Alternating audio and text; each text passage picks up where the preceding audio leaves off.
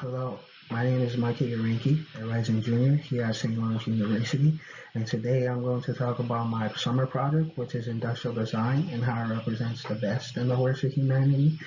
Before I begin, I'd like to thank my faculty mentor, Dr. Lucia Pulowski, and the CSTEP program for giving me this opportunity. Now, this topic is important to me because as a geology and art double major here at St. Lawrence, I always find myself trying to explain to others why I was majoring in art, and over time, I became curious as to why the value of an arts education had declined over the years. In my research, I came across the No Child Left Behind Act, which is one of the main contributing factors that has led to this decline in the value for an arts education. This act introduced a new education system to measure the levels of students in public schools and implemented standardized testing to achieve this goal. These standardized tests focused on testing the skills of students in math, science, and reading, and neglected subjects such as the arts and others, which were just as important for students in getting a well-rounded education. Now for my presentation, I've broken everything into two parts. For this first part, we're going to look at how design represents the best of us and the ways in which it does. And for the second part, we're going to look at how it represents the worst of us and examples of that as well.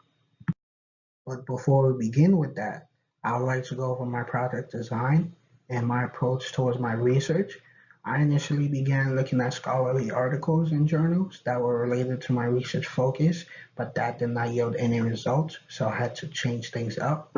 I ended up going with documentaries and books that were related to the main ideas that I wanted to cover in my work. I also reached out to some students and professors of industrial design at different colleges through LinkedIn and had the opportunity to have conversations with them, which were fruitful and beneficial to my work. To begin with the first part of this presentation, we're going to look at how design represents the best of our nature. And to start, we're going to look at how innovative ideas are an example of this. On the screen, we have an image of designer David Rams, a well-known and influential figure in the industry, whose work is well respected and admired across the world. He also plays a huge role in the spread of these innovative ideas that have transformed and changed our way of living. An example of these innovative ideas is through the introduction of digital design. This new design has changed the way we interact with it and has made it more personable. Today, if we take, for example, our modern cell phones, we're able to accomplish several tasks and our goals for the day through the new user interface design technology that has been programmed onto these devices, which has made them an integral part of our life and our ability to function properly in society. Another example of how digital design has changed our lives is through the introduction of the idea of the personal computer. Apple came out with the iMac personal computer in 1998, which revolutionized the industry and change our perception of what a computer could be and could do. Prior to this, computers were made solely to store information. Everything changed after this new idea of personal computer. Today, where we're able to use our computers and laptops to accomplish several tasks and goals for the day, just as we can with our cell phones. Another example of these innovative ideas is scientific management or Taylorism. Frederick Winslow Taylor, an industrialist, came up with this theory to solve the issue of waste of resources and money in the manufacturing process, which limited the amount of production done on a mass scale. This theory was all about cutting down on the unnecessary steps and movements in the manufacturing process, which would then increase productivity and efficiency in the long run. This theory completely revolutionized the manufacturing industry and would go on to influence other great design ideas in the future.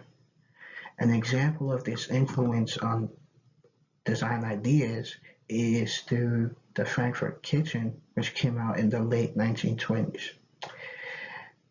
The architect Margaret Schutz-Lehowski designed the kitchen like a factory based on contemporary ideas such as Taylorism and others to create a more egalitarian home and to make it better. The second way in which design represents the best of humanity is through the democratization of design and everyone being able to afford and have access to it. The democratization of design brought up human-centered design, which was this new change in the creative process where the consumer was considered first. Here's where we begin to see designers like Raymond Lowery who begin to address the issues of the consumer in their everyday life and making sure they're able to create products that solve these issues. An example of this human-centered design thinking is through the introduction of mobile money applications like Venmo and Zelle, to name a few. These completely change the way that we go about our day with regards to going to the bank and making a deposit or transferring money to our friends, family, or acquaintances, which would have been the case for previous generations, but has cut all the unnecessary steps out and has made this more affordable for everyone to do at their own convenience. The democratization of design also brought up ergonomics, which was a change in the design process with a focus on taking into consideration factors such as height, weight, and preferences, to name a few, and their influence on the user's convenience and comfort while using the product. This idea was developed by designer Henry Dreyfuss, who, similarly to Raymond Lowery, was focused on putting the consumer first in the design process. Now, it is important to note that ergonomics and human-centered design go hand in hand and have greatly influenced modern design as we know it. A modern example of this is in the design of the office chair for the workspace. And to do this, designers had to take into consideration factors such as the posture of the person going to be using the product, the placement of their hands on the desk, the height of the desk, where they were going to be positioned to look at the screen while getting their work done, and the placement of their feet on the ground as well. So it's all about considering all these factors and how that will influence how efficient the chair is used in the workspace. Now, the last way in which design represents the best of our nature is that it is sustainable.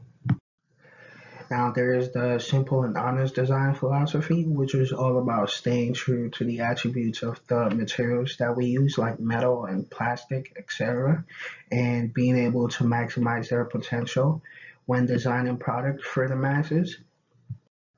There's also been new sustainable design initiatives that have come up out of this.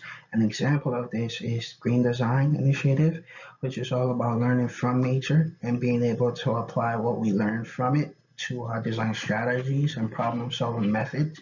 This also relates to the field of biomimicry, which incorporates various industries such as the arts and engineering and economics, to name a few, in solving these problems.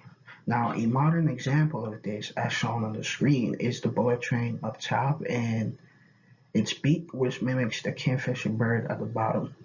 Now, the initial design of the bullet train was different and concave and emitted a lot of noise pollution into the atmosphere, which was harmful to the health of the dense population of people living in urban cities such as Shanghai and Tokyo, for example.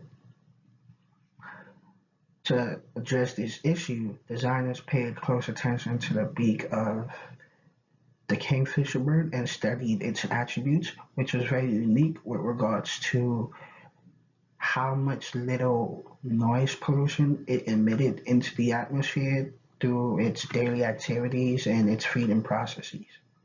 So, learning from this, designers applied it to the new design of the bullet train, as you can see, and that drastically cut down the amount of noise pollution being released into the atmosphere. Another example of these sustainable design initiatives is the Cradle to Cradle Design Initiative developed by architect William McDonough, who was interested in how we could constantly recycle and reuse the materials in our products so that we end up producing little to no waste over the long run. Now, this is broken up into two parts as shown in the image on top. There's the first part, which looks at how we could do this with our natural resources. And then there's the second part, which looks at how we could do this with our industrial products and materials like our cell phones and TV sets, for example. This new way of thinking has been applied by apparel company G-Star Raw in the making of their denim.